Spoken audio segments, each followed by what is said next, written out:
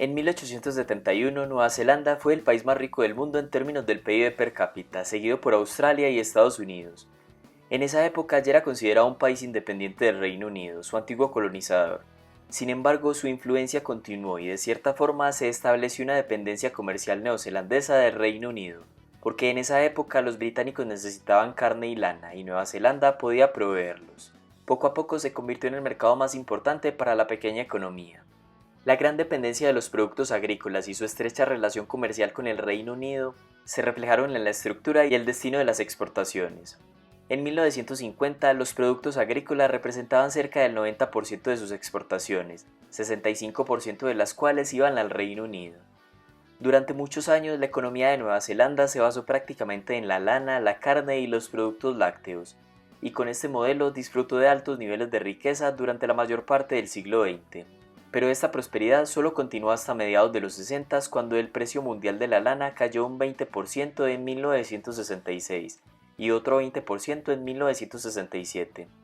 Dado que este producto representaba alrededor de un 30% de los ingresos de exportación, esta caída tuvo un impacto muy negativo en la economía.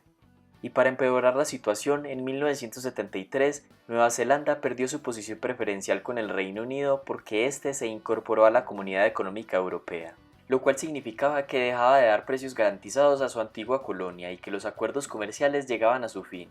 Por si fuera poco, ese mismo año la crisis del petróleo llevó a la economía mundial a una recesión. Los precios del crudo se cuadruplicaron y la inflación aumentó fuertemente a medida que incrementaba el costo del transporte y el precio de los bienes importados. Como respuesta al declive de la economía neozelandesa, el gobierno de entonces, con el primer ministro Robert Muldoon, entre 1975 y 1984, implementó una estrategia económica conocida como Piensa en Grande, la cual consistía en aumentar el gasto público para estimular la demanda. Se establecieron plantas industriales a gran escala basadas en el abundante gas natural de Nueva Zelanda. Se promovió una nueva serie de productos de exportación como el amoníaco y el metanol, y con el objetivo de reducir la dependencia de las importaciones de petróleo, se aumentó el uso de la electricidad y se electrificó el principal ferrocarril de la isla del norte. Desafortunadamente para Nueva Zelanda, la mayoría de estos proyectos solo se pusieron en marcha cuando el petróleo estaba de nuevo barato, pasando de 90 a $30 por barril. Este aumento del gasto público tenía como objetivo estimular la demanda, pero solo contribuyó a agravar la situación económica del país. Como estos proyectos requerían de un préstamo masivo de recursos para comenzar, la deuda del gobierno se disparó del 5% del PIB en 1974 al 32% en 1984.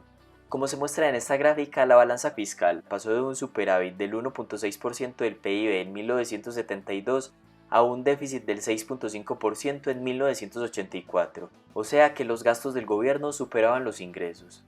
Aunque estas situaciones eran comunes a nivel internacional durante la crisis petrolera, Nueva Zelanda parecía más lenta en ajustarse y recuperarse. Por una parte porque en lugar de adaptarse a una nueva realidad mundial de baja demanda y de bajos precios de productos agrícolas, la estrategia fue aumentar los subsidios al sector agrícola y proteger a la industria nacional por medio de restricciones a las importaciones. Y por otra parte porque el sector público había crecido demasiado y existía una excesiva regulación gubernamental. El gobierno había evolucionado hacia un sistema controlado que dictaba todo. Somos un país productor de lácteos, pero si querías comer margarina necesitabas una carta del médico, era una locura. Un par de botas de trabajo fabricadas en Nueva Zelanda era probablemente 3 o 4 veces el precio de un par de botas en Estados Unidos. El gobierno también consideraba promover ciertas industrias ganadoras como la fabricación de automóviles y televisores. Uno de los testimonios de los empresarios y académicos de la época es este. Uno de los negocios de mi padre a finales de los 70 y principios de los 80 era ser importador de televisores. La única forma de hacerlo era traerlos en partes y debido a la regulación tenían que ser ensamblados en Nueva Zelanda, a pesar de que ninguna de las piezas eran hechas allí. Teníamos que ir a Japón y decirles que desmantelaran sus televisores y nos los enviaran. Aquí los construíamos, les uníamos las partes y los poníamos como nuevos en la estantería al doble de su precio. En otras palabras, las políticas económicas en Nueva Zelanda estaban haciendo alusión a una de las ideas keynesianas. Es mejor abrir agujeros y emplear gente para taparlos que tener gente desempleada. Con tantas regulaciones y controles, el primer ministro Robert Muldoon sentía que su apoyo disminuía y decidió convocar a unas elecciones anticipadas en 1984. El país estaba en una grave crisis y ya no aparecía ni entre los primeros 20 países con el PIB per cápita más alto.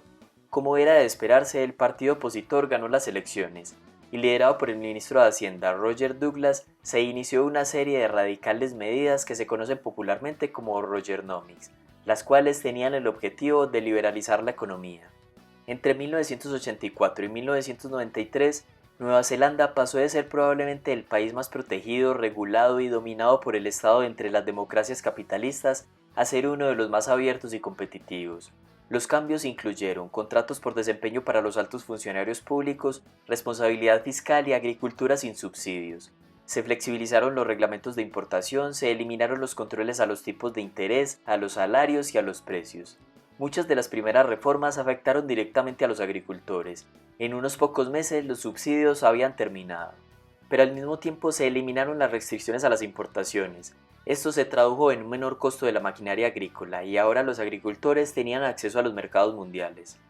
Sabían que iba a ser una dura transición.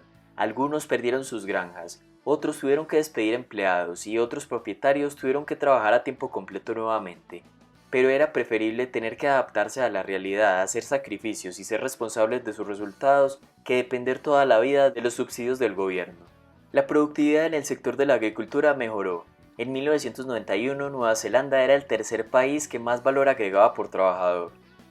Ningún modelo económico es perfecto, pero hay unos que tienen menos consecuencias negativas a largo plazo y son más sostenibles. Por ejemplo, en Nueva Zelanda, años después de las reformas iniciadas en 1984, el desempleo todavía seguía alto.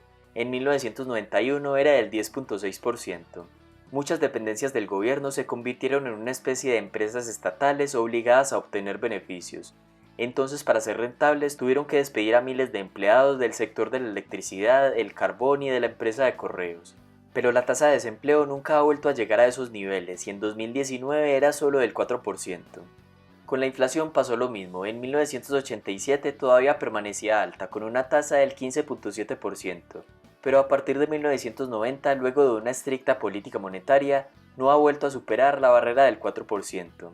También ha sufrido recesiones en las últimas 3 décadas, porque sigue siendo una economía pequeña, abierta y vulnerable a choques externos, pero a diferencia de las crisis de los 70s, se ha recuperado más rápido y se han evitado grandes déficits fiscales y altas tasas de inflación. En conclusión, Nueva Zelanda es un ejemplo de una radical liberalización económica.